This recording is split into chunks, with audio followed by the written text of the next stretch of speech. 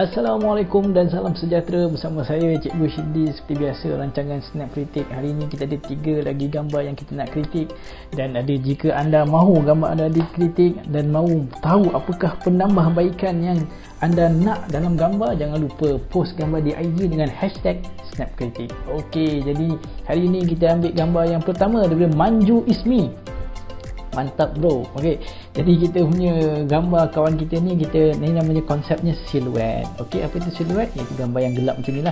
So dia ambil gambar ni menghadap matahari dalam keadaan backlight lah. So subjek dalam keadaan backlight.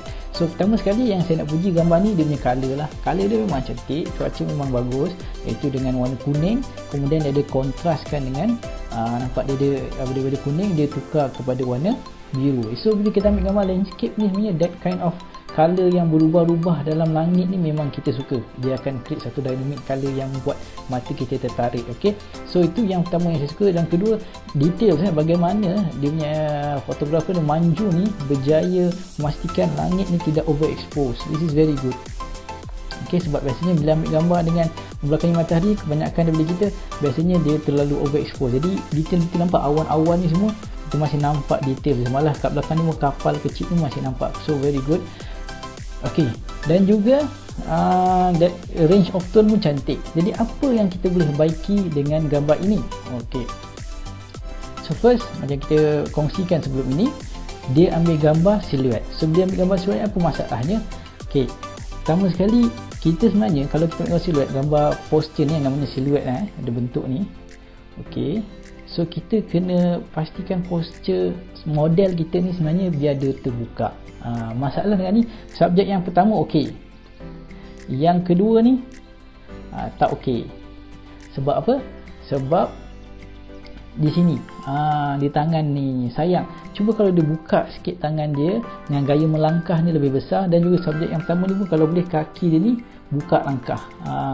Okey, so biar kita kalau ambil gambar siluet ni, kita nak kita punya sendi-sendi model kita semua terbuka supaya posture jelas kelihatan. So kadang-kadang kalau contoh, kalau kita ambil gambar model ni sekadar berdiri tegak, so model kita dengan sebuah batang kayu sama, tapi bila model kita ni kembangkan tangan, buka langkahnya, so kita akan nampak posture seorang manusia. Dan apa potensi gambar ni sebenarnya, kalau kita tengok sebenarnya di bahagian bawah ni pun, okey, sebenarnya di bahagian bawah ni kita sebenarnya ada boleh buat reflection.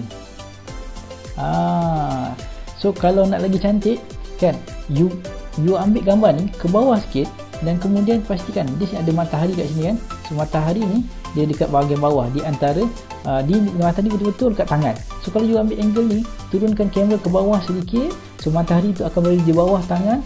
Kembang suruh model tu buka sendi-sendi dan dapatkan lebih reflection di bahagian bawah ni. Gambar Manju masih lagi mantap, lagi terbabum, lagi cantik. So ini macam mana kita nak improve gambar ni. So saya bagi satu contoh. Ini contoh gambar yang cikgu ambil. Ini di India. Okay, macam mana cikgu ambil gambar budak ni dengan dia punya unta. So nak dapatkan tekstur macam mana, cikgu pastikan gambar ni cantik. Bayangkan tengok pokok di sebelah dengan budak tu dengan unta tu tidak bergabung, mereka berdiri masing-masing dan semua sendi-sendi terbuka dan nampak jelas posture budak ini dan unta ini dan juga pokok tu. Ini contoh gambar. Jadi macam mana kita nak ambil gambar siluet yang baik? Biasanya ambil gambar dari angle bawah dan pastikan sendi terbuka. So ini kesimpulan untuk gambar yang pertama. Jadi kita pergi pula untuk gambar yang kedua. Baik, ini gambar yang kedua daripada Izzat Nasri 34. Okey, 34 ni apa? Umur awak, nombor rumah, alamat. Okey, tapi tak apa.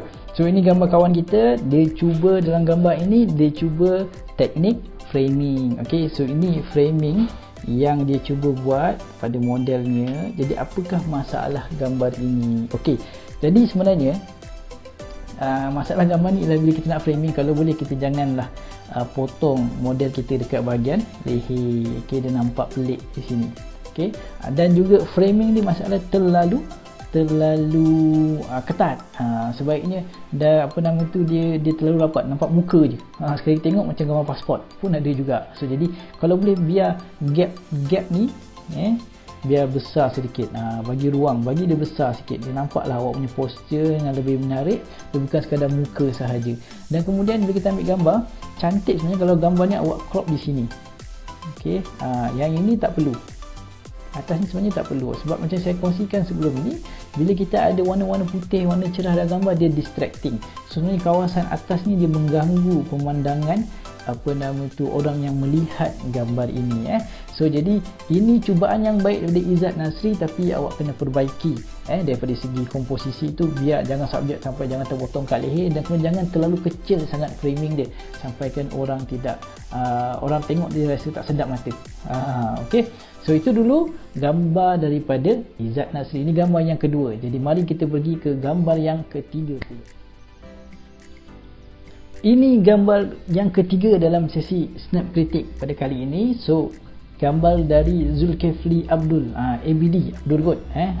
Jadi gambar ni memang saya tengok memang menarik. Sebab apa? Okey, kita tengok apa yang kita boleh belajar dari gambar ni, apa yang menyebabkan dia menarik. Pertama sekali, dia ada element leading line. Okey, this is the leading line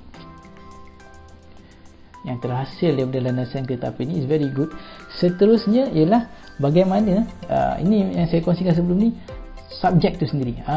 Pakaian, tengok subjek ni memakai baju yang warna merah.